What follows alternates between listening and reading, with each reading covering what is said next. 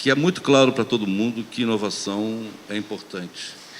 E aí, o que eu venho discutindo, quer dizer, há algum tempo para cá, quer dizer, não é importante a gente discutir a importância da inovação. O que é importante agora, a partir de hoje, quer dizer, a partir de agora, inclusive dentro dessa Semana Global do Empreendedorismo, que a gente está acontecendo aqui, quer dizer, no Brasil, essa semana até dia 22, é que a gente discuta como inovar.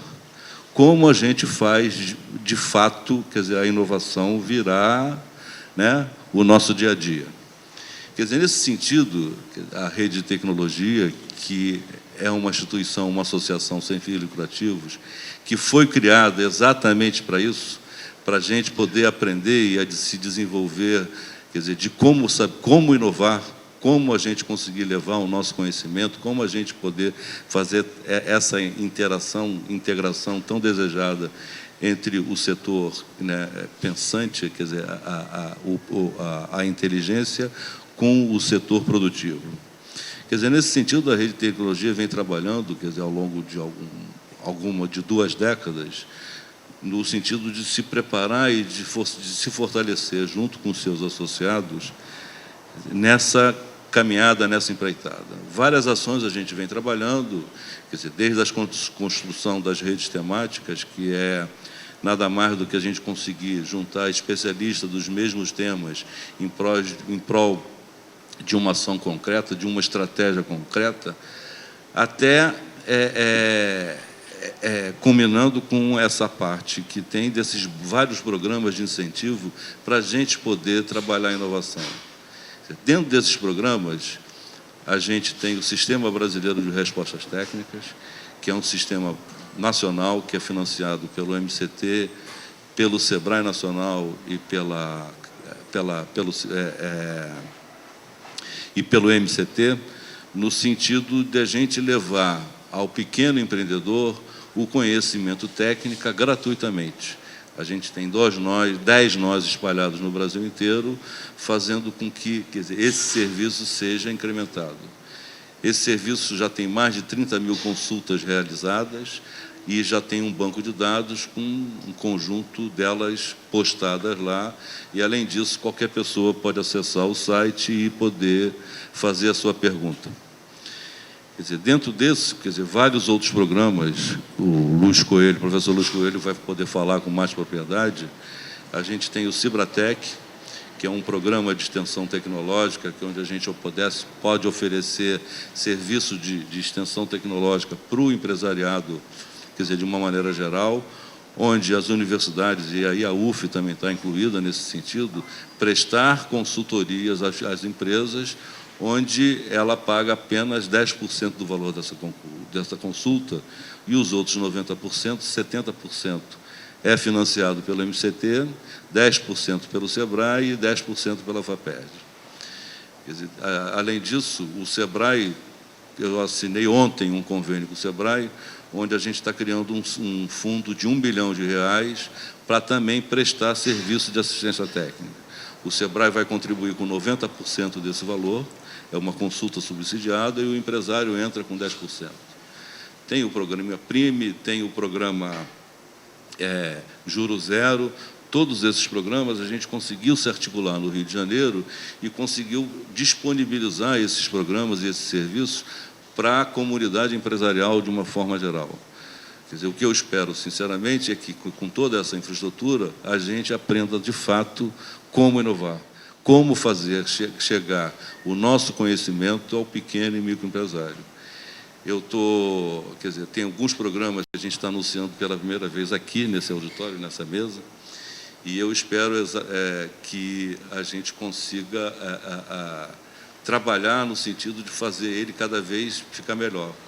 Porque também tem o outro lado, né? Se a gente cria esse monte de infraestrutura e não consegue botar essa infraestrutura em prática, não consegue gastar esse dinheiro, a gente está sendo incompetente do outro lado de não conseguir fazer essa coisa caminhar para frente.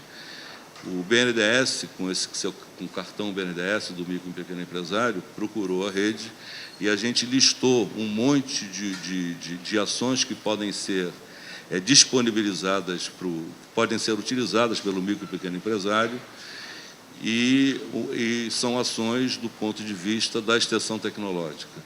A gente está cadastrando, quer dizer, as universidades e os centros de pesquisa do Rio de Janeiro, através dos seus técnicos, das suas especialidades, para disponibilizar isso para o pequeno e microempresário, onde ele, com cartão de crédito, que ele pode até disponibilizar R$1,5 milhão, para poder fazer, quer dizer, as suas, se qualificar, ser mais competitivo e entrar de uma forma mais concreta no mercado, aí, né, quer dizer, que hoje se mostra, né, no mercado global. Nós, hoje, aqui vamos estar discutindo os impactos das ações do trinômio governo, universidade, empresa, no fomento a um ambiente favorável, um ambiente propício para a geração do conhecimento e da inovação na nossa sociedade. Nós, do Sistema FIJAM, Federação das Indústrias do Estado do Rio de Janeiro, somos conscientes do nosso papel social e pela promoção de uma cultura inovadora junto às empresas fluminenses. E, em razão disso, vimos promovendo uma série de ações com o objetivo de estimular a inovação tecnológica nas empresas.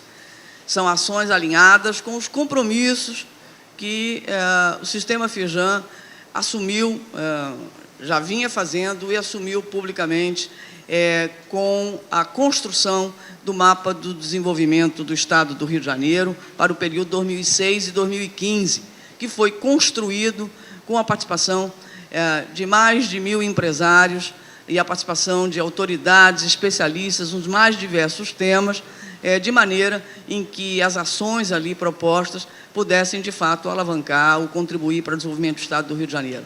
Dentre essas ações, estava lá citada a Lei de Inovação do Estado do Rio de Janeiro. Batalhamos, construímos junto com a própria Secretaria a Lei de Inovação que o Estado tinha, num rebatimento à Lei Federal lançada em 2004.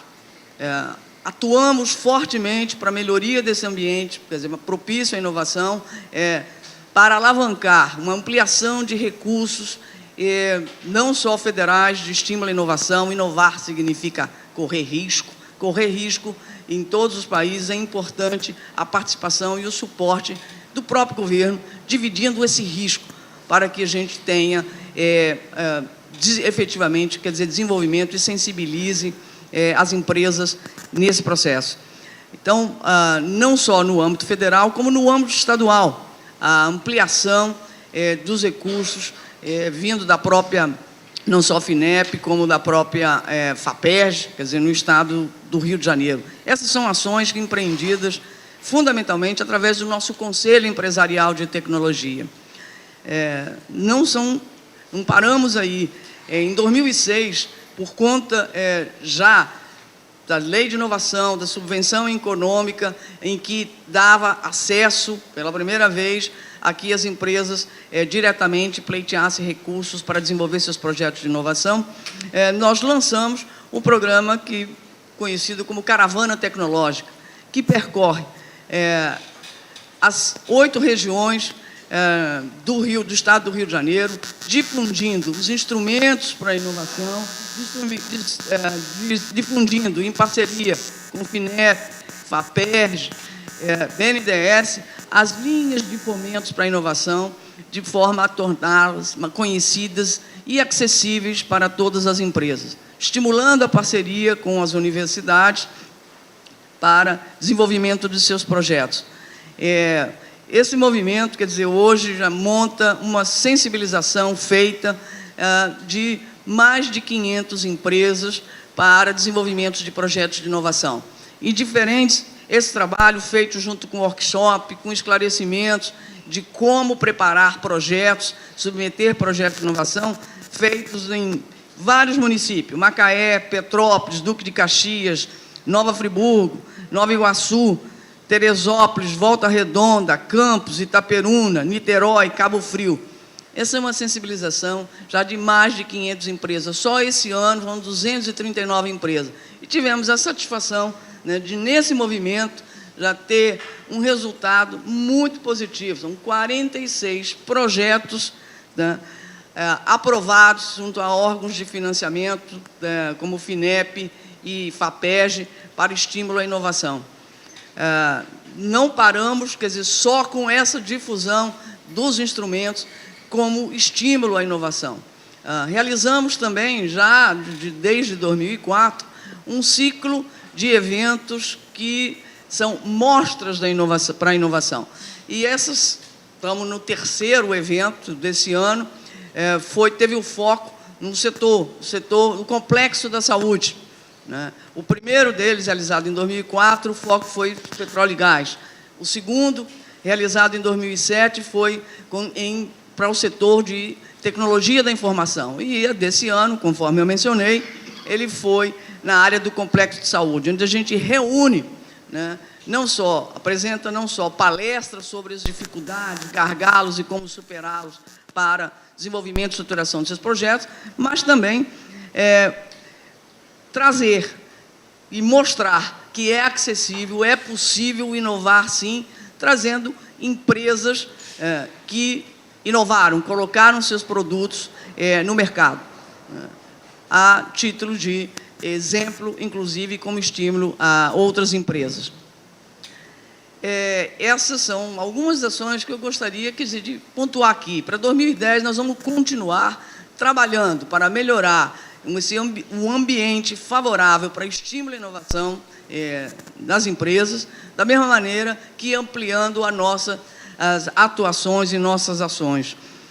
Bom, de uma certa maneira, se eu fosse falar de todos os programas que a FINEP disponibiliza para financiamento da inovação, eu ia tomar o tempo todo do Zé Manuel.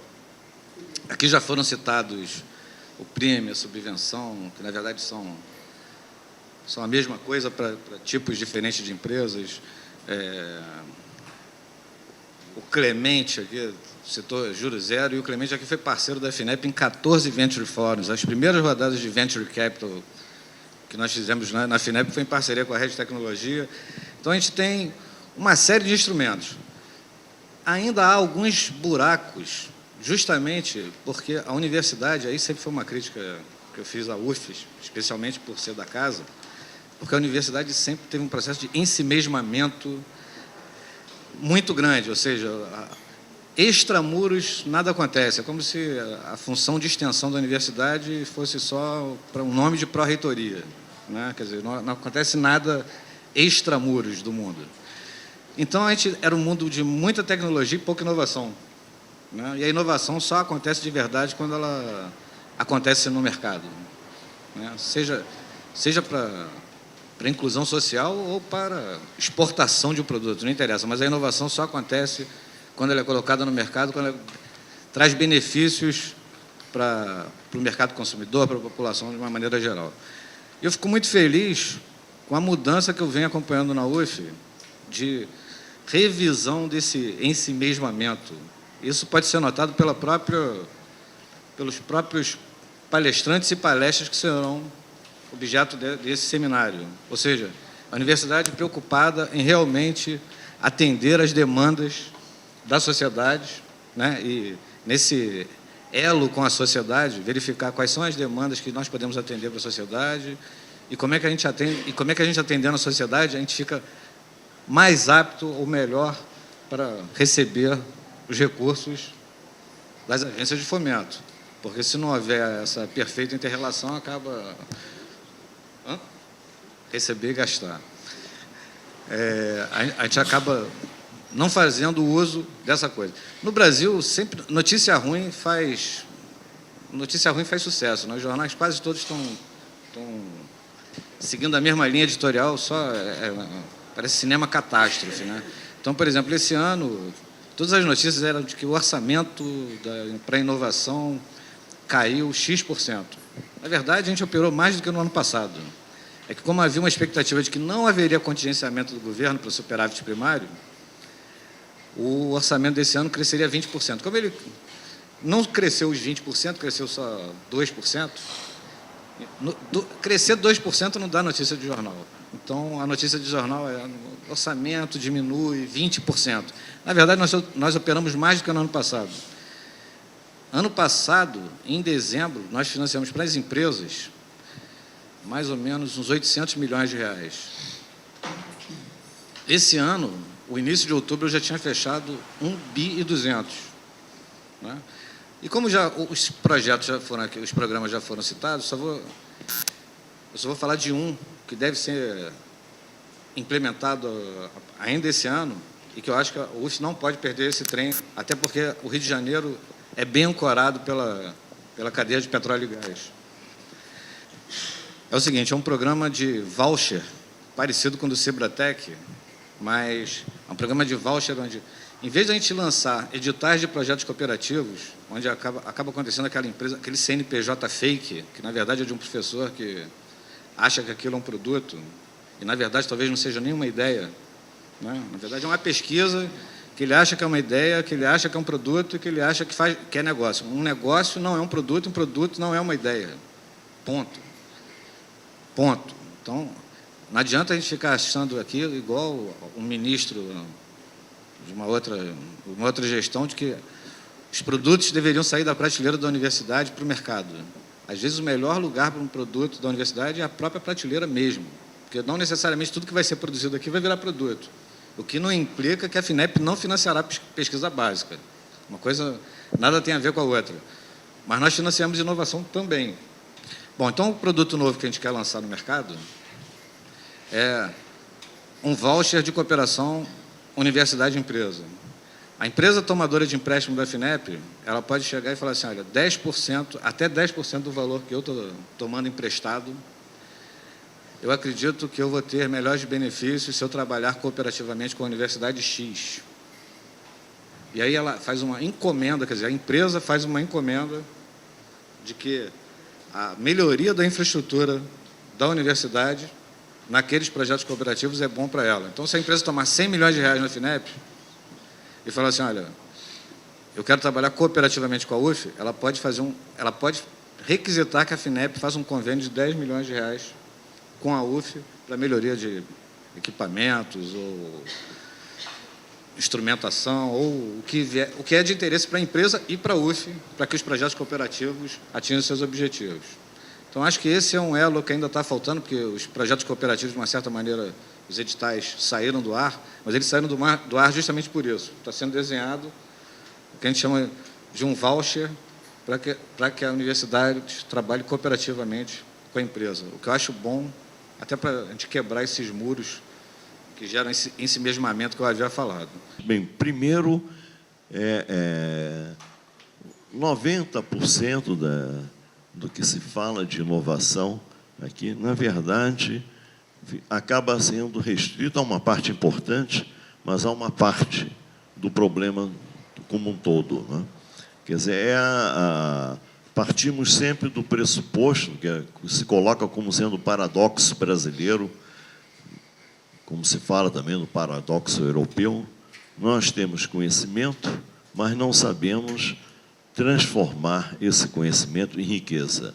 A premissa, nós temos conhecimento, se baseia no fato que, exemplificado pelo fato que as publicações de artigos científicos brasileiros em publicações indexadas, né, pelo ISE, né, ela é 1,8, cerca de 1,8 em relação ao total de artigos publicados por todos os países nessas revistas. Ou seja, 1,8% da produção mundial científica é a brasileira. Esse número é idêntico, quer dizer, equivale à nossa participação no PIB mundial. O PIB do Brasil em relação ao PIB mundial também está em torno de 1,8. Quando nós olhamos a patente, aí, ao lado dramático, o número de patentes no escritório norte-americano é 0,06% do número total de patentes de outros países no escritório americano. Então, nós temos produção do conhecimento, que é referida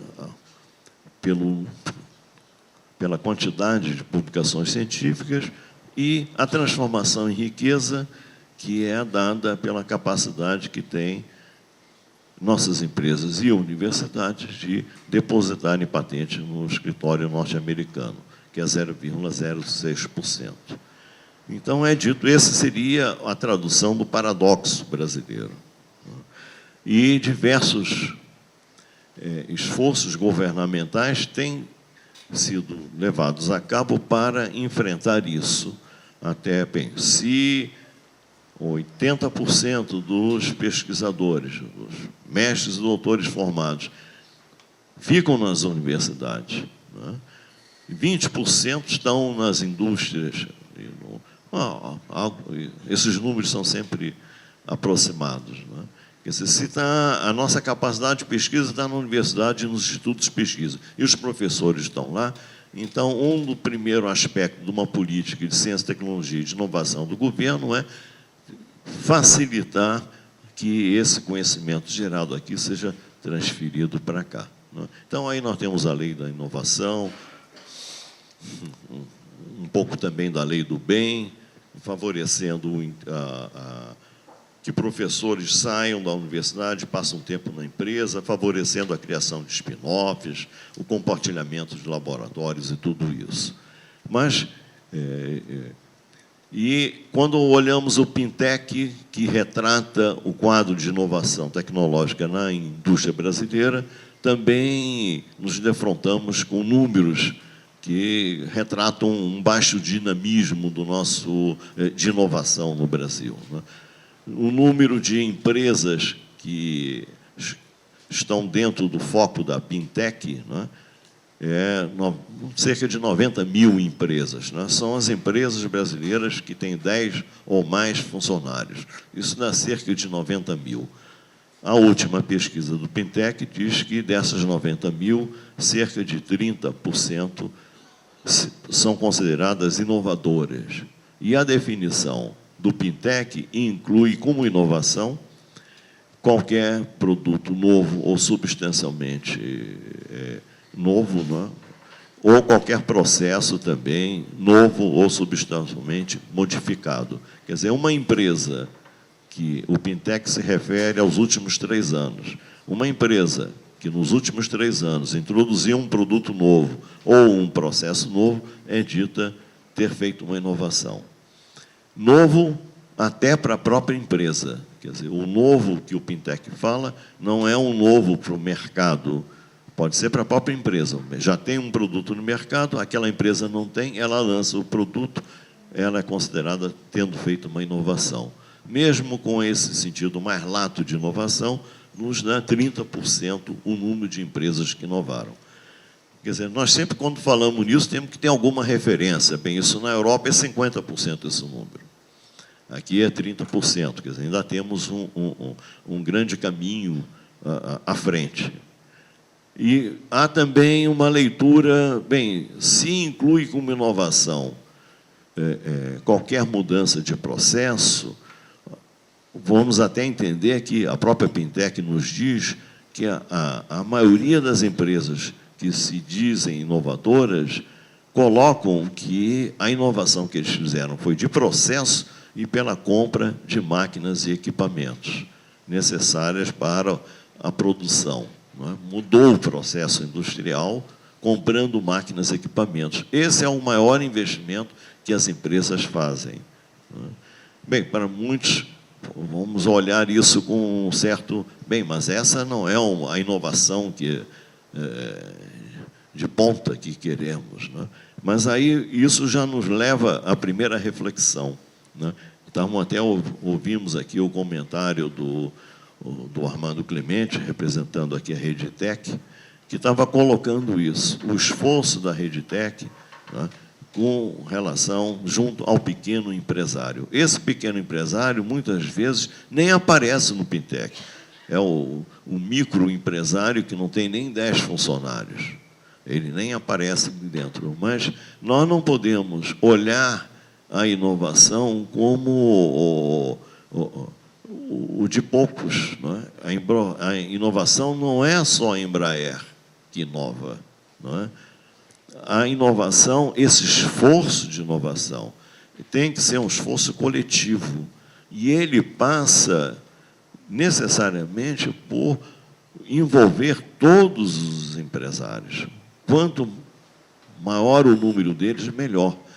Porque dali, é nesse processo que mais tarde eles podem chegar a um outro estágio de inovação. Então, a inovação, na verdade, começa na sua base pela introdução de novos processos industriais. Quer dizer, até pelo entendimento de como fazer a gestão daqueles processos. E vai num crescente até chegarmos a empresas de spin-offs de base tecnológica, a consideração das grandes empresas. Então, esse é um primeiro ponto de reflexão. Quer dizer, eu acho que a maneira com que a Pintec olha a inovação é também a mesma maneira que o manual do Óslo olha a inovação. E passa por isso mesmo, um esforço que envolve todas as empresas num processo de aprimoramento ao nível de sua gestão, ao nível da sua produtividade, de melhor sistema de organizar a produção, para, no estágio seguinte, se capacitar para inovações, vamos dizer assim, mais no termo que nós estamos acostumados a lidar.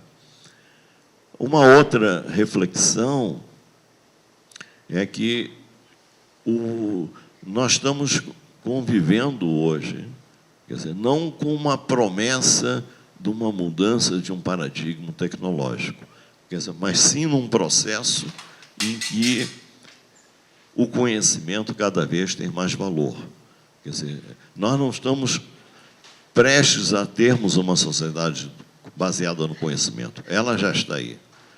Hoje, a produção, a exportação de bens intangíveis nos Estados Unidos já é maior do que a dos tangíveis, já passa dos 50%. Quer dizer, quando nós pensamos nisso, olhamos para o futuro, bem, se os intangíveis já estão adquirindo essa expressão econômica, essa dimensão, nos leva a refletir que implicações isso tem. Né? Uma é que vai haver uma mudança profunda, né, no próprio sistema de propriedade intelectual. Primeiro, na própria contabilidade. Né? Quer dizer, quando a gente olha para trás, quando entrou a primeira fábrica do Ford, da indústria automobilística, os operários eram pagos por hora de trabalho. Era uma ocasião em que férias remuneradas não existiam, não passava pela cabeça alguém ganhar para não trabalhar. Você ganhava por hora trabalhada, não era um mensalista, era um horista, quantas horas trabalhadas você tinha. Mais tarde, quando você muda o sistema de produção, você envolve situações na qual, para evitar gargalo, né, entre aquelas linhas paralelas ali na produção, você pode achar que o melhor é que o operário não trabalhe até que o que ele já produziu entra para outra seção. Não é? E isso criou um grande conflito, porque os departamentos de contabilidade das empresas não estavam sabendo como lidar com isso. Como era possível um operário ser mais lucrativo para a empresa não trabalhando do que trabalhando. Não é? Mas isso hoje já é as técnicas, não é, de arranjos produtivos já levam em conta isso. Às vezes há gargalos e, quando há gargalo, você tem que segurar para ali por onde está passando aquele material. E, no caso de hoje em dia, na hora que você tem o suporte, por exemplo, material para uma música, que seria um disco, não é? Que é a base, não é? Quanto você vai calcular o direito autoral da música, quantos discos foram vendidos, né? Os prêmios, quantos discos foram vendidos. O disco é a base material. Quando você retira a base material da música, quando você retira a base material de um livro, né, de uma filmadora, do que seja, o que é que resta? Assim, o pessoal da cultura diz, é a cultura na sua expressão mais pura. Então, você começa a ver nessa sociedade, baseada no conhecimento dos intangíveis, que isso vai, e está os commons, né? Quer dizer, há toda uma revolução na questão dos direitos autorais, que precisa se encontrar, porque a ausência de direito autoral também cria uma situação que também paralisa tudo, não é? Mas o como estava não dá e temos que encontrar uma outra maneira. Se são os intangíveis, o intangível, a rodovia, a ferrovia, são menos importantes que a infovia. Então, se nós vamos olhar para o futuro, que já está aqui, nós temos que pensar na questão da inovação e na questão também da distribuição com uma outra perspectiva.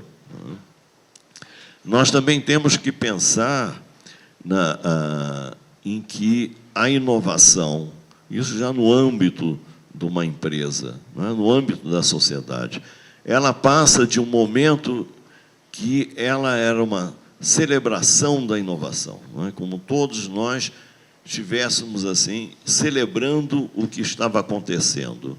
E quem eram os promotores da inovação seriam esses empresários e cientistas empresários. Nós passamos hoje a um momento em que o que se quer é uma participação na inovação. É mais do que celebrar. Nós queremos entrar nessa festa desde o início. E é o que está acontecendo. Quando a gente ouve falar de Open Innovation, na verdade, retrata isso. Quer dizer, a ideia de P&D, ela passa a ser CID, conectar para desenvolver. Quer dizer, você tem, então, empresas que, como há pouco foi exemplificado, a indústria de motocicleta na China, eles que, uma particular indústria, o nome me falha no momento, eles tinham todo um projeto de... faziam todo o desenho, faziam como seria a motocicleta, especificavam todas as peças e contratavam terceiros para fazerem aquelas peças. A motocicleta estava vendendo bem, mas ela estava ficando sem novidades em relação aos outros concorrentes. Então, essa empresa diminuiu drasticamente as especificações das suas peças e passou a legar para os fabricantes a condição de inovadores. Então, a quem fazia os aros, assim, faça o aro melhor que você possa fazer dentro dessas mínimas especificações, dando só o diâmetro. Então, qual o material que ia ser usado no aro passou a ser objeto de pesquisa do fornecedor.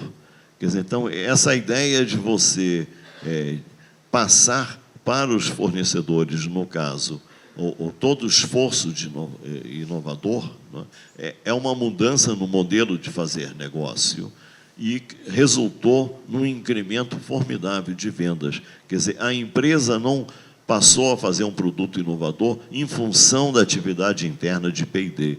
Ela espalhou essa atividade através dos seus fornecedores. Quer dizer, sempre, no fundo, se continua, se nós estamos falando em tecnologia, em desenvolvimento tecnológico, mas o arranjo se dá de uma maneira diferente dentro daquele espírito mais antigo de nós fazemos tudo aqui. Não, hoje em dia, você tem empresas que colecionam expertise, por exemplo, de engenheiros no mundo inteiro e servem, né, para ajudar, contratadas, né, por outras empresas que precisam daquele conhecimento. Então, nesse conjunto todo, né, de novas tecnologias emergentes, né, na neurociência,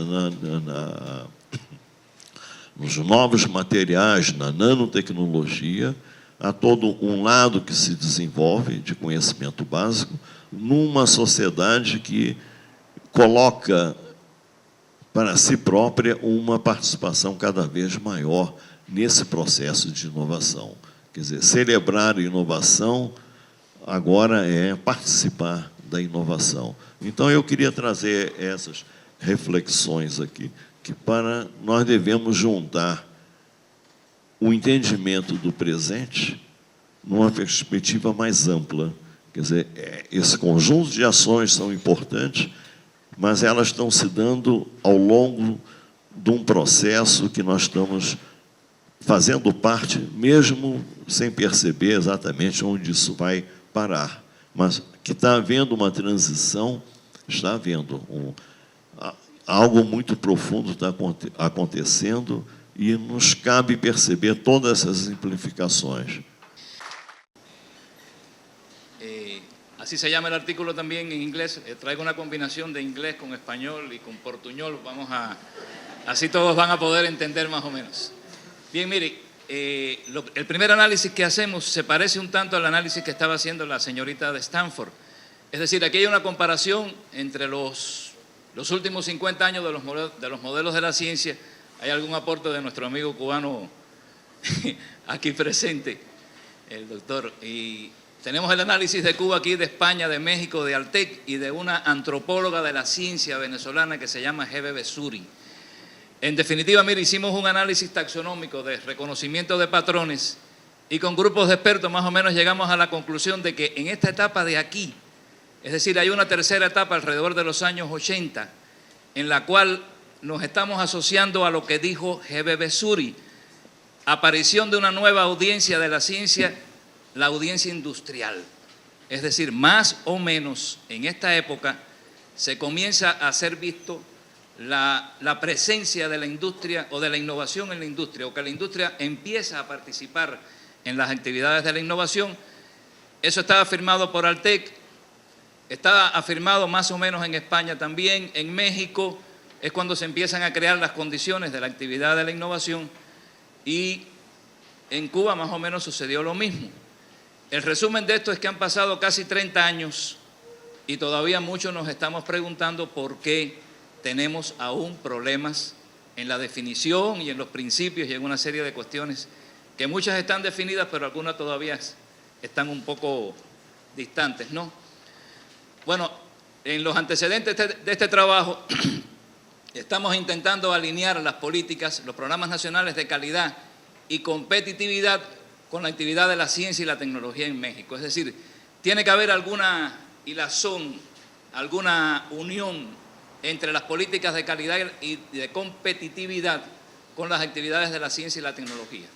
Y partimos de la hipótesis de que debe existir una determinada y estrecha relación entre la competitividad y los programas de investigación, desarrollo e innovación. Lo primero que hacemos es una comparación entre los modelos, este modelo que todos conocen, el modelo europeo de excelencia empresarial, y este es el modelo mexicano, digamos, de calidad, que no llega a ser de excelencia empresarial. ¿Qué hemos hecho? A través de grupos de expertos hemos tratado de hacer una combinación para ver en qué situación se encuentran las políticas de calidad de México con respecto al modelo al modelo europeo de excelencia empresarial, FQM. Y más o menos aquí empezamos a hacer las combinaciones. Es decir, en todos los modelos hay liderazgo, está presente el recurso humano como personas, las políticas de planeación, los clientes y los resultados en la sociedad. Pero cuando uno analiza el modelo FQM y compara, digamos, este aspecto de liderazgo con el modelo mexicano de calidad, ahí uno se empieza a dar cuenta de que en los modelos europeos ellos prácticamente parten del principio de que han alcanzado la excelencia. Ya la excelencia es un modelo, es una posición obligatoria. En cambio, en nuestro modelo mexicano todavía no se alcanza la excelencia. Y cuando uno empieza a comparar cada una de estas variables, se da cuenta, por ejemplo, que en la actividad de los clientes El modelo FQM busca la satisfacción de cliente, su fidelidad, su retención, el incremento del mercado, la motivación de los empleados. Y en cambio, en el modelo mexicano, todavía se está pensando en la forma en que se va a organizar eso. Es decir, se ve, digamos, un relativo atraso, una posición un tanto atrás, que no significa de que en toda Europa todas las empresas partan de un modelo de excelencia, pero sí es la diferencia que queríamos establecer como primera opción. La tercera posición que estamos trayendo se refiere a que hay 7 fuerzas en el modelo nacional de competitividad. Acabo de hablar del modelo nacional de calidad, pero en México existe también un modelo nacional de competitividad que está expresado en estas 7 fuerzas, que lo estamos llamando impulsores, driving force, que son, bueno, ya las están leyendo ustedes aquí, y entonces con un grupo de empresarios nuestros que estudian el doctorado de Administración y Alta Dirección con nosotros en México, los hemos convertido en expertos. Son empresarios con buena posición y le hemos pedido que, repito, que trabajen como expertos con nosotros.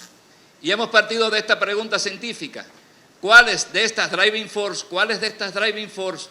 van a ser las que impacten más duramente en una serie de variables que la hemos llamado inductores del proceso de investigación, desarrollo e innovación? Es decir, partimos del principio de que hay impulsores y que hay otros aspectos que se deben inducir. Así se puede encontrar en la web, en internet, el modelo nacional de competitividad de México, es del año 2008, y aquí están todas sus impulsores. Estos son sus driving force. La reflexión estratégica está acá adentro, la capacidad es clave, la ejecución. Es decir, son todos estos: liderazgo, planeación, mercado y clientes, procesos, personal, información y conocimiento y desarrollo sostenible. La cuarta parte que traemos es el resultado del trabajo, la investigación que hicimos con los grupos de expertos. Partimos del principio de que la muestra es pequeña y quizás no represente la realidad, pero lo que estamos tratando de validar es la metodología de cómo poder uno evaluar en qué situación ese impulsor puede ayudar a que avancen los aspectos de la investigación, el desarrollo y la innovación. Es decir, partimos de una hipótesis que dice: dentro del grupo de impulsores del modelo nacional de calidad, existen algunos que impactan en mayor medida que otros los inductores. Y eso es lo que estamos tratando de averiguar. Hay una hipótesis nula aquí, desde luego. Y entonces, estos son los inductores. Eso lo hemos sacado de un gran conjunto de bibliografía y todos nos pusimos de acuerdo más o menos en que pudieran ser esto, es decir, alinear las necesidades del país con el desarrollo científico, considerar el proceso de innovación, la preponderancia de los servicios. Son 20 inductores que han sido en esta clave puestos. Hubo que hacer una gran matriz porque fueron 20 preguntas, son 7 expertos, por tanto, cada experto tuvo que responderlo, fueron casi 840 preguntas. Esta es la forma en que se hizo en el SPSS, es decir, en el paquete estadístico SPSS, ese trabajo. Se halla un coeficiente, un análisis de fiabilidad bastante fuerte, es decir, el primer alfa de Cronbach dio 0,76, después eliminamos algunos elementos y nos quedó un alfa de Cronbach mucho mejor, 0,823. Este es el procesamiento, es decir, aquí están todos los 20 inductores y aquí están los impulsores. Eso fue evaluado en una escala de Likert. Como se dan cuenta, la gente votó bastante bajos las posiciones, pero finalmente estos que están en color amarillo son los que quedaron más fuertes. Finalmente, las conclusiones están relacionadas con esto. Todos los inductores, los impulsores afectan en alguna medida, pero lo más importante son estos: planeación, liderazgo y procesos. Es decir, más o menos, este fue el resultado que hubo. La planeación es lo que pudiera decirse que es lo que más se necesita o lo que más se está haciendo. Nosotros partimos del principio de que psicológicamente la gente ha respondido lo que más desea que esté mejor, partiendo del principio que sería lo que más ayudaría.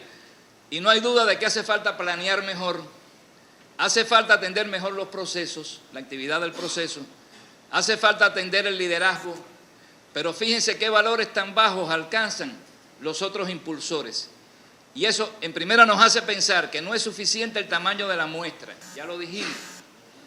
En segunda, que los impulsores que logran el mayor impacto pueden considerarse como aquellos que tienen un peso mayor en la solución de los problemas. Peso mayor lo tiene la planeación, no hay duda.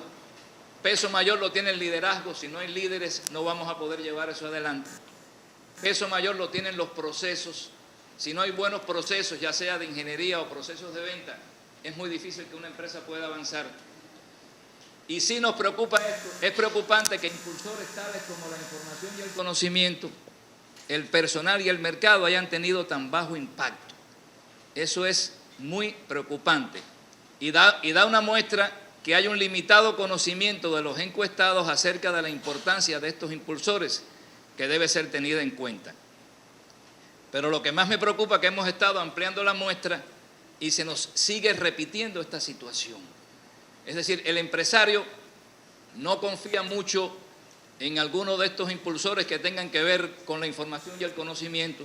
Evidentemente es peligroso que un empresario no tenga eso en cuenta y quizás no atiendan bien a su personal y paradójicamente el mercado no lo explotan tanto. Son situaciones que en definitiva lo que nos dan es la posibilidad de que la universidad pueda trabajar más, que se pueda usar más la fuerza de la universidad, de manera que la gente empiece a comprender la importancia de que esos 7 impulsores de la actividad de la ciencia, de la innovación y del desarrollo sean tenidos en cuenta.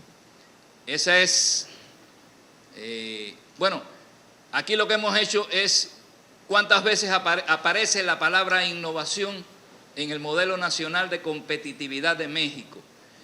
El Modelo Nacional de Competitividad de México tiene casi 400 preguntas.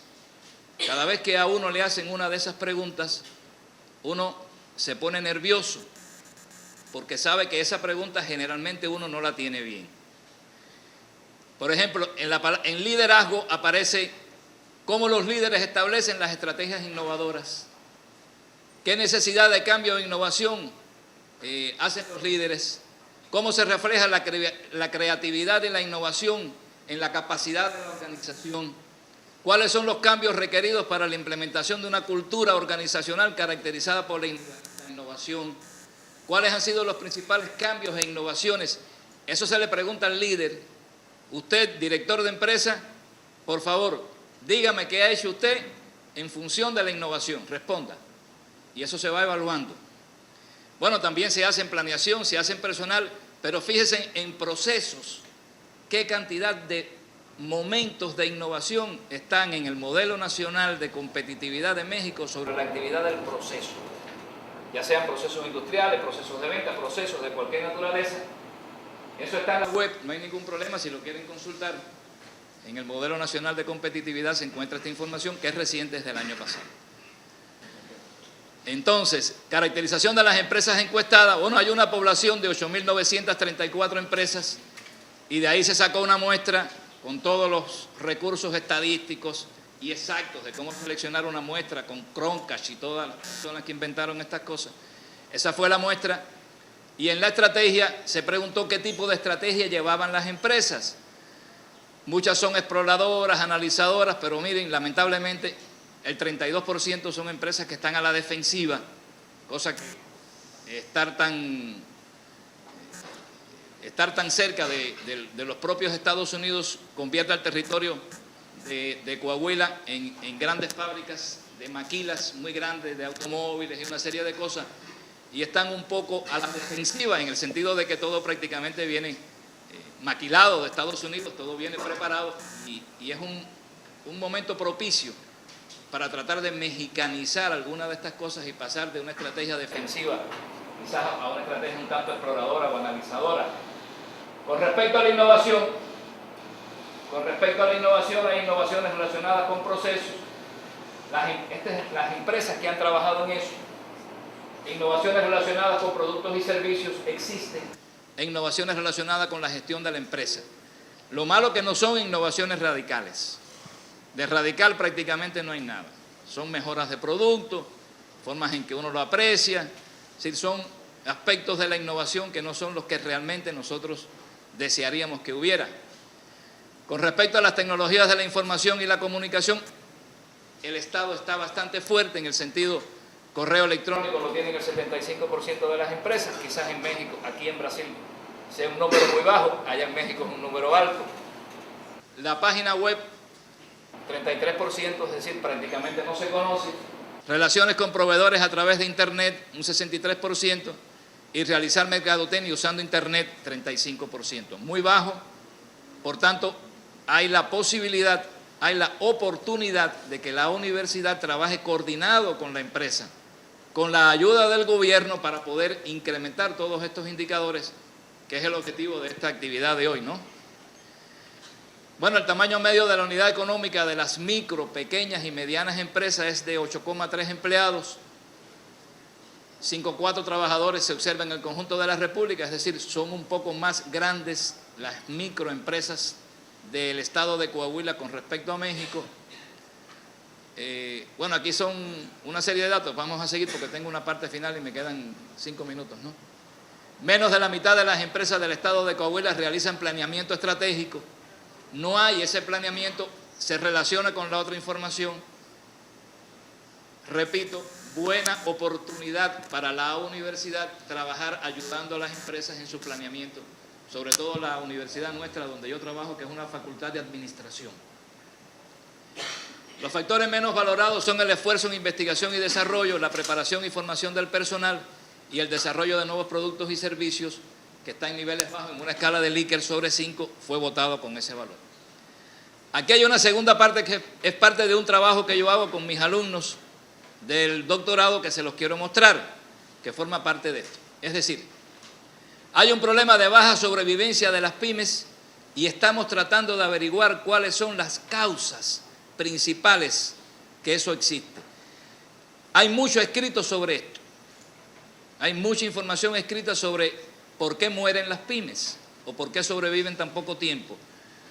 Lo que hay es poco remedio para resolver eso. Todo el mundo ha explicado de qué se muere un enfermo, pero nadie todavía ha encontrado una vacuna para que antes de que se muera uno pueda salvar a esa empresa de la muerte. Y ese es el trabajo, ese es el objetivo central que nos estamos proponiendo. Tratar de evaluar el grado de temperatura de enfermedad que tiene la empresa, poderle diagnosticar en tiempo su enfermedad, darle una solución y tratar de salvarla. Ese es el trabajo que estamos haciendo con nuestros alumnos del doctorado y la maestría, en el cual muchos hacen su trabajo en ese campo. ¿En qué consistió esto?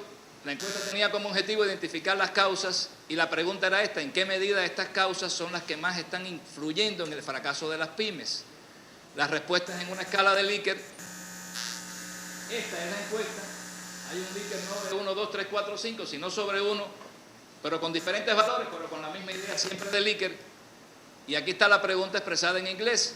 Es decir, ¿en qué medida estas causas son las que más están influyendo en el fracaso de las pymes en cualesquiera de sus fases de existencia? Bueno, esto sí tiene una muestra mucho más amplia, en una población también muy grande, y más o menos este es el formato que se le ha entregado a los que están encuestados.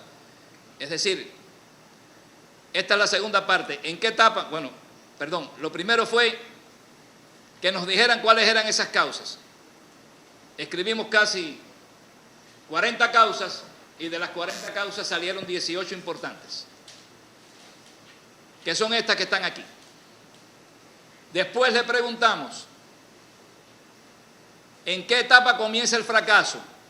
¿En la etapa de concepción, en la etapa de puesta en marcha o arranque, o en la fase de preconsolidación? Y le estuvimos diciendo qué cosa era para nosotros la fase de concepción, cuando uno está pensando cómo voy a hacer la empresa, cuáles son mis ideas, cuál pudo haber sido mi misión, la visión, todas esas cosas. Esta segunda etapa lo enmarcamos, la fase de puesta en marcha o arranque, la enmarcamos en los primeros 6 meses. Primeros 6 meses en los cuales no hay no está bien identificado el mercado, no hay clientes fieles, no hay fidelidad en ese momento con la empresa. Lo mismo viene uno hoy y mañana no viene más nunca y no sé por qué se fue. Y aquí en cambio sí hay ya fidelidad del cliente, son clientes fijos y no obstante fracasan. Bueno, la respuesta de esto es esta la respuesta, es decir, en la fase previa de concepción prácticamente el 60% de las empresas que uno estudió, fíjense, el estudio no fue con los muertos, el estudio fue con las empresas que están vivas, preguntándole a los empresarios en qué momento él sintió la mayor preocupación o cuando él piensa, el que ha sobrevivido, cuál fue el momento más difícil. Desde luego que el momento más difícil, desde luego no, yo no creo que sea desde luego, porque nadie arma una empresa de pronto, sin tener todos los elementos. En México sí, hay un poco de dinero, 4 familias se reúnen, montamos un negocio, y el negocio dura 2 años. Si llega al 3er año es muy grande. Y están continuamente renovando todo eso. Oportunidad también para que la universidad trabaje con la empresa. En la fase de puesta en marcha y en la fase de preconsolidación prácticamente el 10% murió. Y ya lo último, la otra pregunta era, ¿con qué tema se relaciona? Es decir, ¿dónde es que está el mayor problema a la hora de yo concebir y pensar mi empresa? ¿Está en el mercado? ¿Está en operación? ¿Está en organización? ¿O está en financiero? Bueno, el resultado es este, como era de esperarse, ¿no? En la organización está el mayor problema. Es decir, se parece al otro. Hay problemas en la planeación, la gente no planea y empieza a pasar esto. Desde luego que hay problemas financieros. Quizás la gente no tenga dinero, pero lo que sucede muchas veces es que la gente sí no tiene dinero, pero el gobierno mexicano da mucho dinero para poder ayudar a las pymes. Lo que las personas no saben cómo quitarle el dinero al gobierno. Porque las páginas web del gobierno para solicitar dinero son tan difíciles de accesar, tan difíciles de llenar los modelos, tan difícil de ejecutar todo esto que cualquier pequeño empresario con una cultura media no puede acceder a la web. Cuarta oportunidad de la universidad para ayudar a las empresas. Facultad de Administración, Escuela de Administración. Vamos a ayudar a los empresarios a quitarle el dinero al gobierno para fomentar el desarrollo de ella, y esa forma parte de otros de los trabajos que hacemos con nuestros alumnos. Está que más, bueno, las conclusiones, el laboratorio de prospectiva de las MIPYMES está en posibilidad de fortalecer el desarrollo de estas pequeñas empresas en México. Hace falta trabajar con más intensidad en los procesos relacionados con organización, la planeación, los procesos, incluidos procesos de ingeniería y venta, y la fase de inicio y gestación de la MIPYME debe ser la más atendida. Ahora sí terminé. Gracias.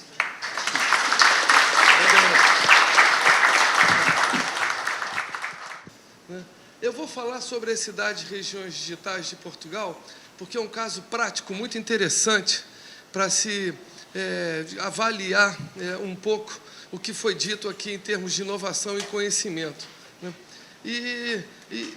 Eu não sou engenheiro, eu sou arquiteto, né? E eu gosto muito de tratar as coisas na dimensão da cidade. E começando... Eu vou começar com dois slides aqui que tem a ver com a concentração do conhecimento, que é para explicar um pouco qual é a minha preocupação em relação à territorialização do conhecimento e por que eu decidi estudar as cidades e regiões digitais. A apresentação vai ser dividida em 3 partes. Primeiro uma introdução, depois eu vou falar sobre esse programa de cidades e regiões digitais em Portugal e, por último, vou falar os caminhos que surgiram a partir desse projeto. Deixa eu ver aqui. É interessante para mostrar, apesar de nós termos na ideia que a sociedade do conhecimento, a distância não é importante e o conhecimento vai estar distribuído pelo território, o que nós vemos aqui nesses 2 slides, aqui é 1970, né? A cor média aqui era a distribuição de pessoas com nível superior nos Estados Unidos. Ou seja, estava mais ou menos distribuído, um pouco aqui nessa parte aqui tinha menos graduados, mas, de certa maneira, estava distribuído. Aumentou muito o número de pessoas licenciadas, graduadas nos Estados Unidos, e olha o que aconteceu. É um fenômeno enorme de concentração, né? Cada vez mais essas megacidades atraem de cada vez mais fortemente o número de graduados. Então, por trás dessa ideia de concentração em duas cidades, que foi Lisboa e Porto tem um crescimento brutal. Portugal era um país rural até 1980. 70% da população portuguesa vivia fora das grandes cidades, 70%. Em 20 anos se tornou um país urbano. Hoje em dia, em 30 anos, digamos, se tornou um país urbano. Hoje em dia, 75% da população mora em duas grandes cidades. E se continuarem as tendências atuais, mais da metade da população de Portugal vai se concentrar em duas cidades, Lisboa e Porto, né? A ideia é que até 2030, 75% de toda a população portuguesa vai se concentrar em duas cidades, Lisboa e Porto, em torno de 50% só na capital, né? Então, Portugal é um modelo interessante para ser estudado para o país em desenvolvimento, porque tem muita coisa de país desenvolvido. Portugal é um país que, nos rankings internacionais, sempre está em torno de 25º ou 30º em termos de riqueza, de conhecimento, de inovação, mas também tem muitas coisas, ainda por causa desse passado, que se lembra muito com os países ainda em vias de desenvolvimento. Por exemplo, Portugal, em 1960, 45% da população era analfabeta, né? Hoje em dia, ainda, aproximadamente 2/3 da população portuguesa não tem secundário completo. Então, Portugal está tendo que, digamos, vencer algumas condições de origem para competir em igualdade com o resto da Europa. Mostrando a importância dessa questão da territorialização, eu vou falar um pouco sobre o que é uma cidade digital. A ideia da cidade digital vem muito na cabeça dos arquitetos, né?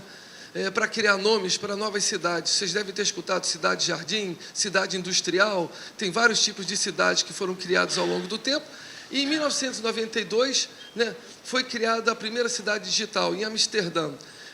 Aqui está o desenho da cidade, né? Era uma metáfora de uma cidade com praças, com aeroportos, onde as pessoas se encontravam. Ainda era uma BBS em 92, só a partir de 93, 94 é que passou para a web. E a ideia era ser um ponto de contato entre as pessoas para uma eleição local. Esse ponto de contato deu muito certo, continuou e deu origem a todo um conceito de cidade digital, né?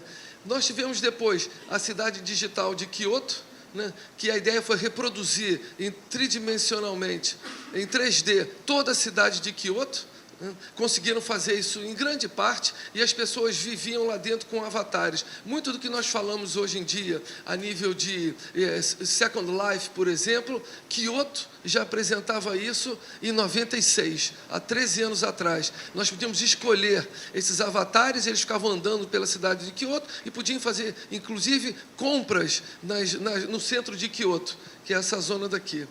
Depois, tivemos outra cidade digital muito famosa, que é Bristol, que continuou com a metáfora da cidade, mas como Bristol é um porto, que as suas interfaces eram como se nós estivéssemos numa marina.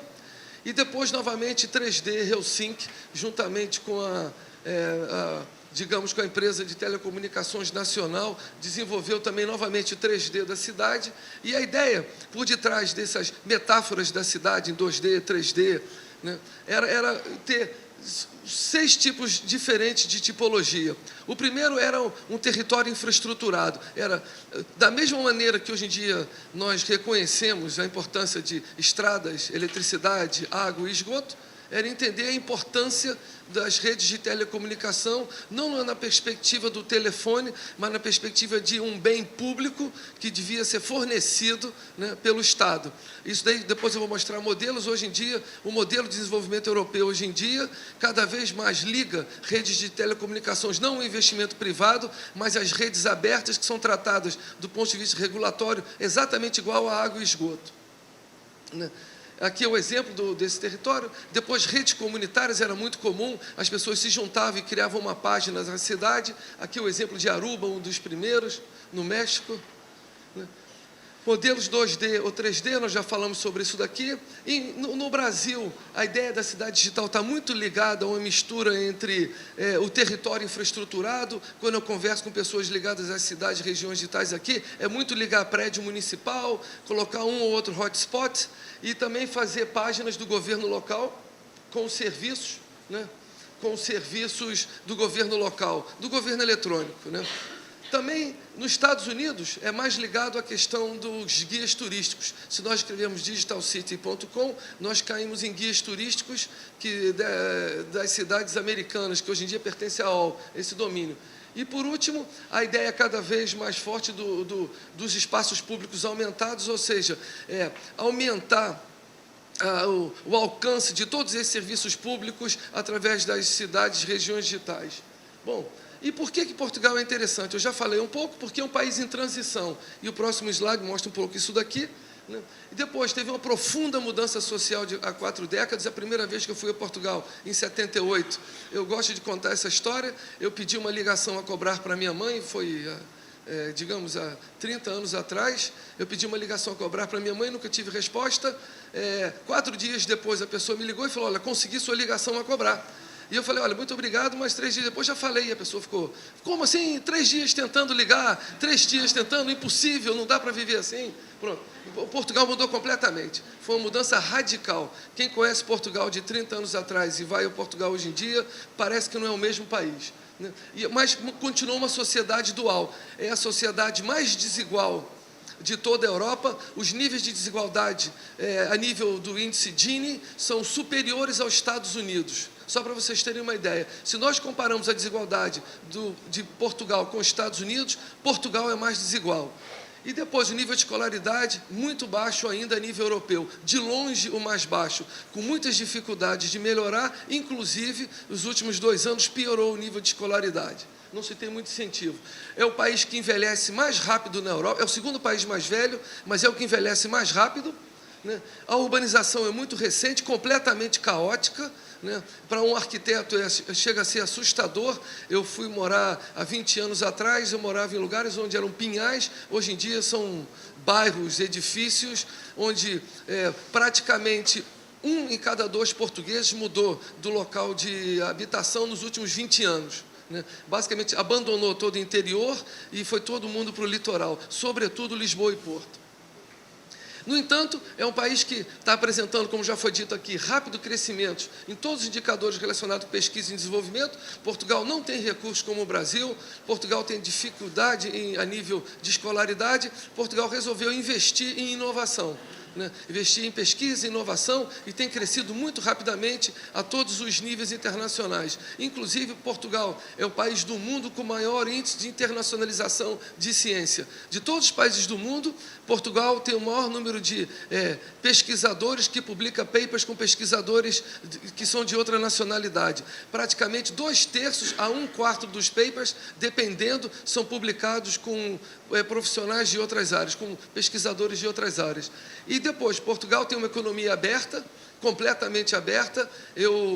Quando eu fiquei muito tempo sem vir no Brasil, quando eu volto, eu vejo como funciona a economia aqui, é assustadoramente fechado tudo. Portugal, os bens, as pessoas, de uma maneira geral, na Europa, circulam livremente, e é um modelo muito interessante, novamente, para ser estudado. E aqui é para exemplificar um pouco o que eu disse. Aqui é Portugal. Isso aqui é um índice muito reconhecido, que é o índice da capacidade de estar em rede, digamos, Network Readiness Index, e aqui é o GDP per capita, e Portugal está aqui no meio. O que é interessante, né, e serve para exemplificar um pouco as decisões que foram tomadas por Portugal mais à frente, é que até mais ou menos 12 mil, 13 mil, é uma questão de ter mais dinheiro, eu subo nesse índice. É uma questão aqui de básico, de infraestrutura, de dinheiro. Quando se começa a partir dos 15 mil, as decisões que são feitas, onde se coloca esse dinheiro, é que se torna mais importante. Ou seja, aqui já não é mais uma questão de se estudar, de se investir mais, mas é uma questão onde é que eu vou investir. Pode-se ver, por exemplo, que a Finlândia tem um GDP per capita muito inferior ao dos Estados Unidos, mas a nível de inovação está à frente dos Estados Unidos. Então, nesse conjunto de decisões que Portugal tomou para o seu futuro, um dos projetos mais interessantes foi criar, digamos, a Estratégia de Lisboa. A Estratégia de Lisboa, que até hoje em dia a estratégia de desenvolvimento da Europa, foi, digamos, montada em Portugal pelo antigo primeiro-ministro Guterres. Hoje em dia ele está ele está na ONU hoje em dia, e ele criou a famosa Estratégia de Lisboa, que queria que a Europa fosse a economia mais competitiva na sociedade do conhecimento em 2010. Isso é interessante, como já falou aqui a professora Marina antes, toda a estratégia europeia é sempre uma estratégia de competição com os Estados Unidos e o Japão, né? Não é criar um caminho próprio, é criar, competir cada vez mais de igual para igual com os Estados Unidos e com o Japão. Essa estratégia de Lisboa foi baseada, teve o suporte de vários instrumentos de financiamento ou planeamento estratégico, e também agora mudou um pouco, né? Não deu certo a estratégia de Lisboa, ela tem sido sucessivamente alterada, e agora nós temos o que se chama pós-estratégia de Lisboa, que é focalizar melhor nas tecnologias de informação, nanotecnologias, espaço e ciências da vida, né? Concentrar um pouco mais o que estava muito aberto antes, né? O que é interessante, eu não espero que vocês leiam isso daqui tudo, mas é que toda essa estratégia aqui foi feita na época do boom, né? O futuro ia ser brilhante para todo mundo ia ter internet, todo mundo ia ter computadores. Então, nós estamos vivendo um pouco hoje em dia, né? A estratégia foi publicada no ano em que a internet explodiu, né? E até hoje nós estamos vivendo instrumentos de planeamento e de financiamento baseados numa internet que não ia continuar crescendo sempre, e nós sabemos todos que não foi isso que aconteceu. Talvez por isso seja uma das razões que essa estratégia não deu certo. No entanto, Portugal seguiu fielmente essa estratégia. Portugal é conhecido dentro da Europa como um bom aluno, né? Não tem muita imaginação em criar, digamos, estratégias próprias, mas é um dos melhores alunos que tem lá. É mostrar o caminho, e o português rapidamente chega lá, mais rapidamente até do que os outros. Então, no início, entre a primeira publicação da estratégia, por exemplo, para desenvolvimento da sociedade da informação, e a publicação em Portugal, passaram-se quase 6 ou 7 anos. Aos poucos, Portugal foi espremendo, né, esse espaço, e cada vez mais agora Portugal está em sincronia com essas políticas europeias. A principal política de Portugal durante 10 anos foi as cidades e regiões digitais. Começou em 98, para vocês terem uma ideia, nós estamos falando em €500 milhões em 10 anos de financiamento, um pouco menos, 8 anos de financiamento. Foram €500 milhões para as várias regiões e cidades de Portugal apropriar as tecnologias de informação e criar novos modelos de inovação baseados na sociedade do conhecimento, né? Aqui são os vários instrumentos, não vale a pena passar por isso aqui agora, e esse é o programa das cidades e regiões digitais, como ficou no final. Ele foi realizado em 3 vagas, né? Esse daqui é o mapa completo, cobriu quase toda Portugal. Os resultados são díspares, tem uns que deram muito certo, né? E até o motivo pelo qual se acredita que deu certo, até se encaixa muito bem nessa ideia de Triple Helix, foi a ideia foi juntar o governo regional com a Universidade de Aveiro e as empresas de telecomunicações na região. Isso deu condições ímpares para o desenvolvimento dessa Aveiro Cidade Digital, nós vamos falar um pouco. Mas esse aqui é o mapa completo aqui. Esse mapa foi um mapa muito complicado de se montar, porque as cidades e regiões digitais de Portugal acompanharam a reorganização territorial de Portugal, né? Como já foi dito aqui também, tem essas NUTs, que são as unidades estatísticas de Portugal, são, dependendo de NUTs que as pessoas pertencem, recebem mais ou menos financiamento europeu. Então, o que nós notamos ao longo dos 10 anos, era toda a região de Lisboa desaparecendo, ninguém queria ser Lisboa, porque Lisboa já não tinha mais financiamento, e toda essa zona aqui à volta ficou criando novas regiões que não eram Lisboa, apesar de estar ligadas a Lisboa. No último ano, no CREM, essa região que era Lisboa virou até Alentejo, uma coisa que... né? E essa reorganização territorial tem coisas divertidíssimas, como conselhos, que são os municípios, como esse daqui, por exemplo. Ele queria pertencer a Leiria, está aqui, Leiria, só que como estava envolvido por Alcobaça, ele tentou tirar um pedaço de Alcobaça, juntar Nazaré para fazer parte de Leiria. Foi uma época muito complicada em Portugal de reorganização, que não deu certo e foi abandonado. Bom, a primeira onda foi de 1998 a 2000, né? Foram poucos projetos, Aqui o mais interessante foi o Alentejo Digital. Está aqui o exemplo, foi criar uma rede de governo eletrônico em 47 municípios. São uma das zonas mais pobres da Europa, não só de Portugal, mas uma das zonas mais pobres da Europa. Mas foi um resultado muito interessante, porque em 1998, há 11 anos atrás, todos esses municípios já tinham todos os serviços básicos de governo eletrônico disponíveis na internet. Na época em que o acesso à internet era muito baixo em Portugal. Tem um projeto interessante aqui da Marinha Grande, que foi, aí é uma zona muito importante de moldes, né, de se fazerem moldes de plástico, e era necessário muitas vezes se enviar arquivos muito pesados para outros países no resto do mundo. Então eles se juntaram, todas as empresas da região, criaram uma rede muito interessante para enviar e partilhar recursos nessa área. Bom, esse programa foi uma espécie de teste, durou 2 anos. 2000, com a estratégia de Lisboa, resolveu-se fazer uma grande inovação institucional, que foi a criação do Programa Operacional da Sociedade de Informação. O programa teve mais ou menos 1,2 bilhões de euros, mais ou menos, para ter uma ideia, dos quais aproximadamente metade, 45%, específico para as cidades e regiões digitais, sendo que os outros era formação, eram redes que também muitas vezes foram utilizados como complementares dos projetos de cidades e regiões digitais. Essa implementação do POSI, como eu já disse, sincronizou com a reorganização territorial de Portugal. Essa reorganização aumentou substancialmente a complexidade dos projetos. Muitos desses municípios nunca tinham trabalhado em conjunto ou tinham trabalhado em organizações diferentes, e foi muito difícil colocá-los a trabalhar pela primeira vez.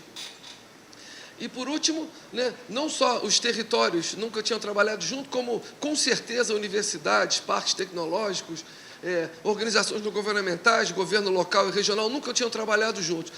Os custos de transação foram muito grandes para se conseguir entender como é que funcionava, e esse projeto, né, deu origem à segunda onda de cidades e regiões digitais, que não deu muito certo. Por causa dessas complicações, cada um queria fazer alguma coisa, não tinha um sentido, não tinha uma orientação, não tinha uma visão estratégica do que era uma cidade ou uma região digital em Portugal. Assim mesmo, surgiram vários projetos. Nós aqui temos os valores dos projetos em euros, alguns como Madeira, 23 milhões de euros. A maioria desses projetos não deu certo, com exceção do Aveiro Digital, nós vamos falar depois com ele. E depois de um processo de reorganização, com criação de objetivos, indicadores, e depois até mesmo uma arquitetura, onde tinham projetos setoriais, locais, projetos de sensibilização e projetos chaves, realmente, então, o projeto deslanchou e começou realmente a funcionar do ponto de vista de criar capacidade a nível local relacionado com a sociedade da informação, né? As principais questões, no entanto, foram relacionadas com o determinismo tecnológico, né? A ideia naquela época, como era o boom da internet, apesar de já ter explodido, era: coloca-se uma rede e todo mundo vai ficar inteligente. Dá um computador, todo mundo vai tirar doutorado, né? Eu vejo isso muito aqui ainda, por exemplo, em países em desenvolvimento. Eu tenho escutado isso nos últimos 2 dias, que a solução para o país é dar computador para todo mundo. Deu-se em Portugal e não se solucionou o problema até agora, né? Então, não se conhecia quase nada sobre as condições de partida. Ninguém fez estudos para entender as condições de partida. Foi a simples adoção de políticas europeias, desenvolvidas muitas vezes em contextos finlandeses, suecos, que não tinham nada a ver com Portugal, que foram implementados em Portugal. A escassez e elasticidade de capacidades técnicas de gestão é um problema gravíssimo em Portugal. Não se tem gente. E se encontra gente, não encontra duas.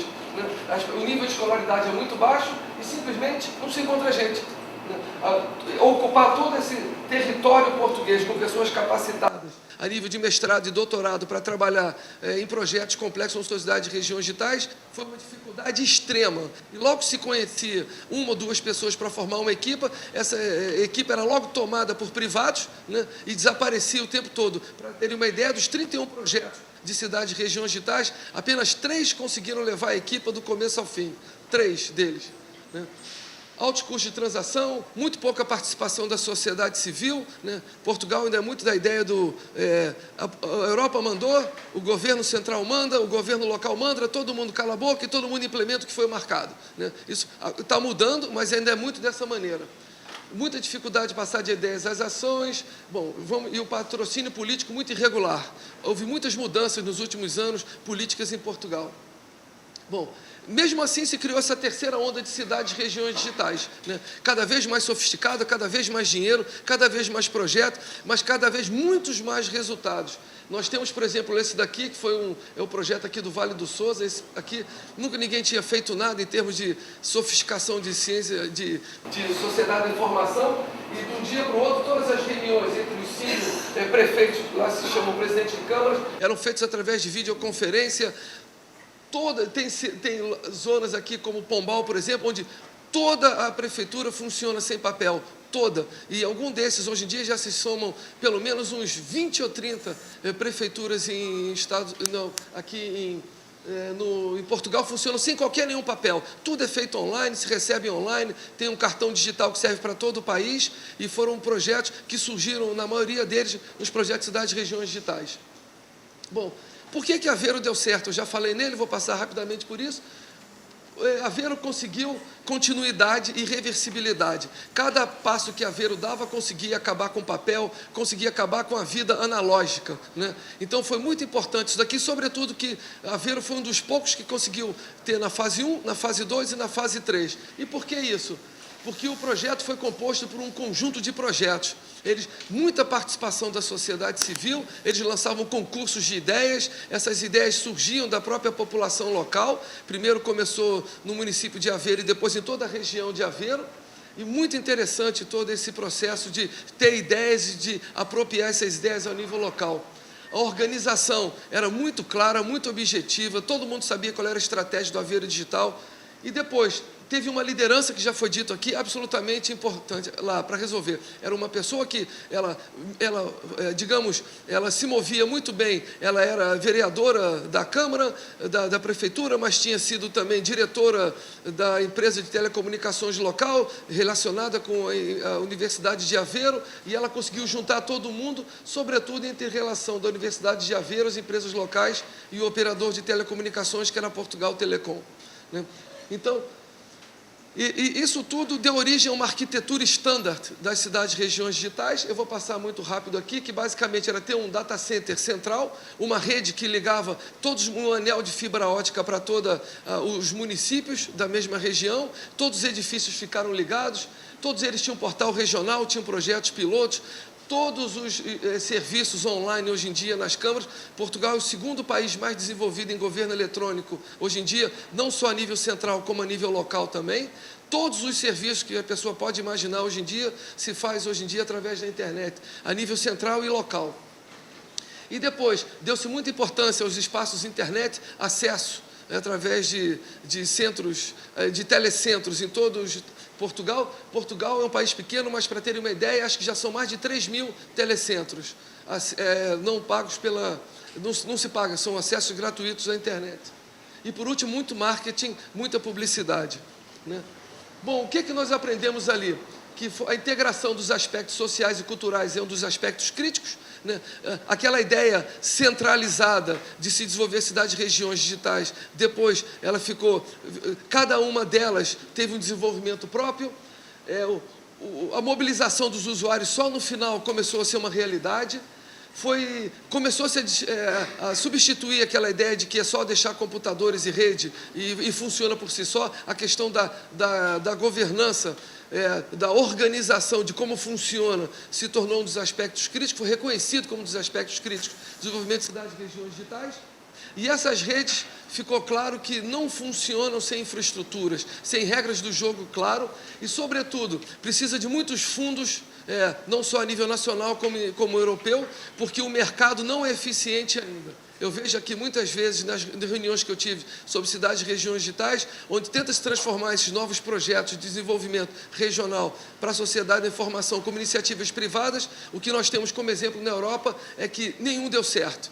O investimento do Estado nas fases iniciais é fundamental para se poder ir mais além do que se vai com o dinheiro privado, né? Bom, recomendações nós já falamos um pouco, eu vou passar, e agora eu vou chegar o que isso deu origem a nível, não só a nível de Portugal, mas também de toda a Europa. Primeiro se criou novos caminhos, se criou a ideia do plano tecnológico, as cidades digitais se tornou algo que não se fala mais em Portugal, mas deu origem a um plano tecnológico.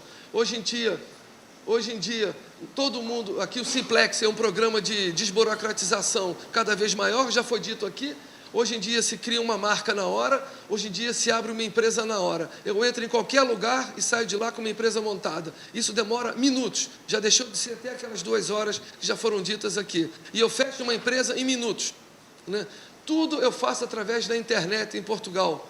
Tudo. Tem muitas das coisas hoje em dia que eu não posso fazer mais em papel. Se tem alguma dúvida, vá no espaço internet, tem sempre alguém para ajudar, para preencher um formulário, é o que já foi dito aqui, essa questão de ter dificuldade do formulário, em Portugal temos o mesmo problema, só que tem a questão dos espaços internet onde as pessoas vão. Para ter uma ideia, 50% das declarações de imposto de renda em Portugal são feitas em espaços públicos da internet, com apoio de monitores contratados especificamente para isso, né?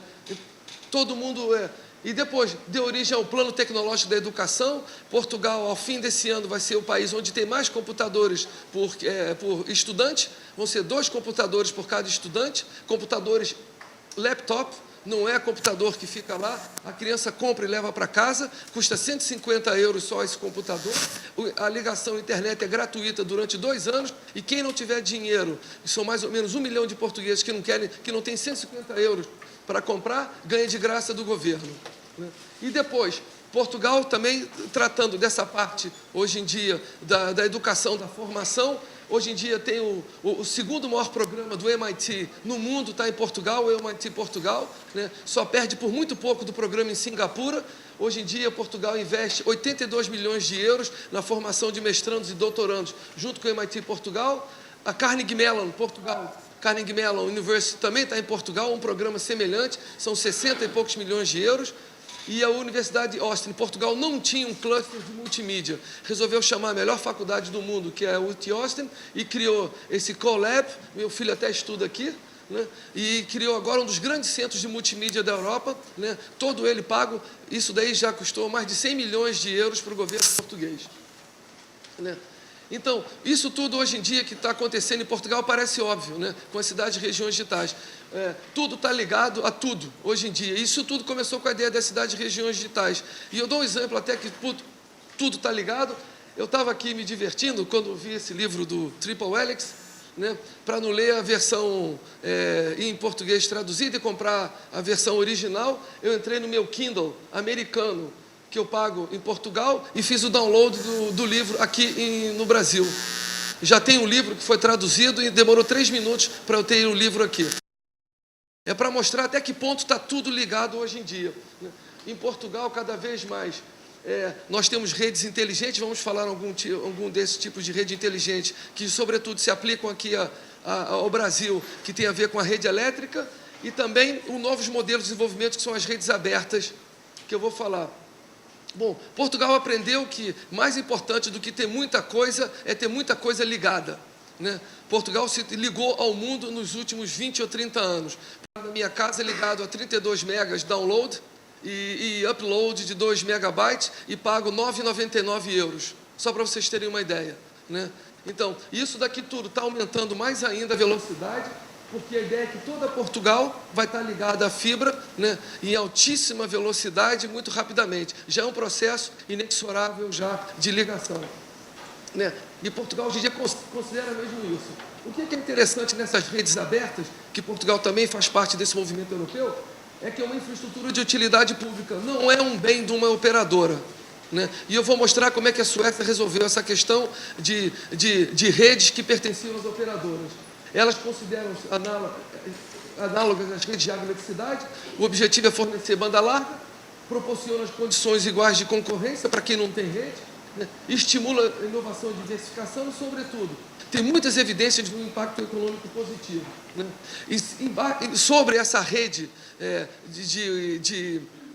fibra ótica, está sendo montada uma rede de wireless mesh em todas as grandes cidades portuguesas também, onde tudo vai estar ligado com tudo. Portugal, a partir desse ano, não tem mais matrícula no carro, tem um chip no carro, já não se tem mais matrícula. Hoje em dia, todos os documentos portugueses estão substituídos por um cartão do cidadão que tem um chip onde eu tenho toda a minha informação, inclusive meu cadastro médico, se eu tiver algum problema e for para outro país europeu e queira ter informação imediata sobre o que tem acontecido comigo, né?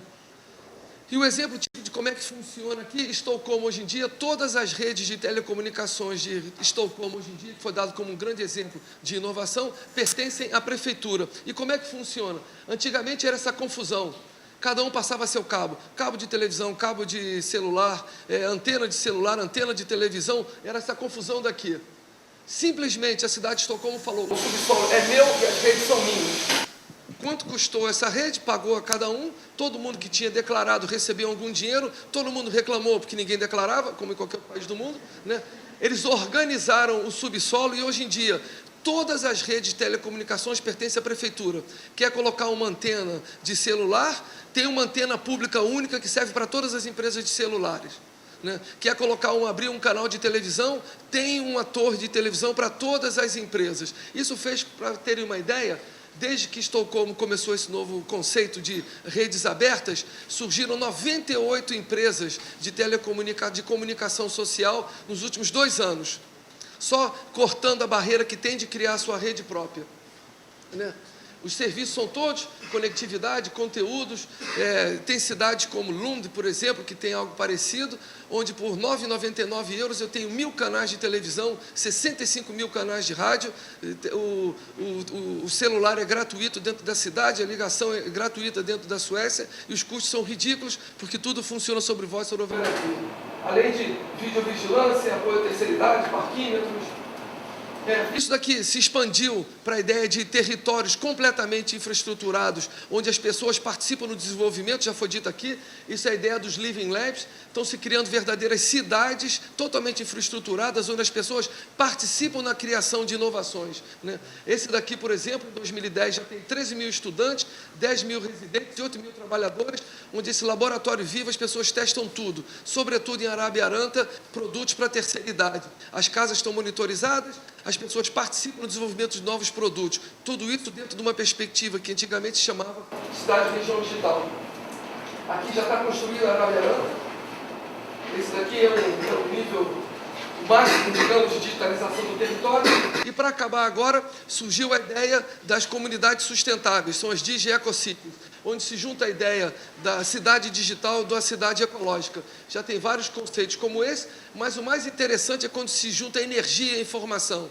Nós tivemos o famoso blackout aqui, que saiu notícia no mundo inteiro, né? E uma das maneiras de solucionar foi publicada até ontem no Globo, que são os famosos smart grids. Nós vamos falar um pouco aqui, né? Que é a junção justamente da energia com informação. Esse é o caso de um projeto que eu participo, por exemplo, onde cada ponto de luz, cada lâmpada tem um IP próprio. Eu ligo ou desligo, ou mantenho ele ligado e dou informações em tempo real via Google, né? Através dessa caixinha que está aqui, ó, que tem acesso à internet. Vou dar um exemplo aqui, olha. Isso daqui é de uma casa típica lá em Portugal, hoje em dia, ligada ao Google Meter.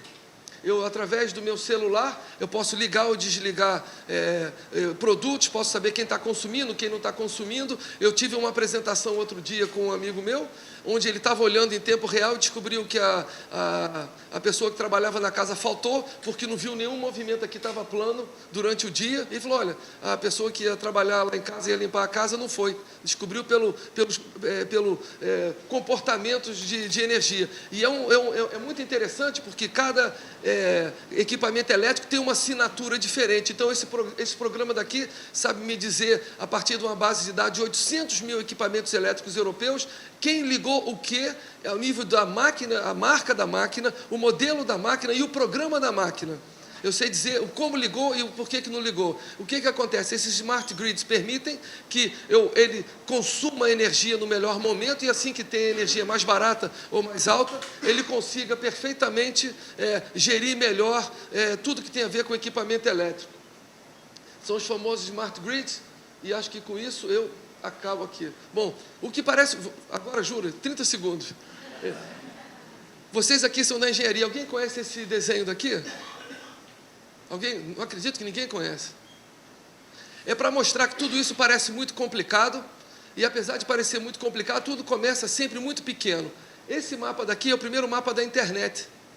2 pessoas se sentaram num café, né, em Stanford e desenharam aqui esse mapa daqui, né, que é o primeiro mapa da internet. É ligar a University of California, LA, ligar o computador Sigma 7, e foi a primeira ideia que surgiu da internet. Foi um trabalho contratado pelo DARPA, né? Depois de 1 ano e $1 milhão, em 1969, criaram o segundo mapa, que é esse, que aqui era ligar a Universidade da Califórnia em Los Angeles, em Santa Bárbara, o Stanford Research Institute, e aqui a Universidade de Utah, né, através dos computadores IBM 940, IBM 360, o Sigma 7 e o PDP-10, né, e outro ano depois se passou, quando eles conseguiram ligar esses 4 computadores. 40 anos depois nós temos isso. Isso é só para mostrar, isso aqui é uma fotografia real da internet.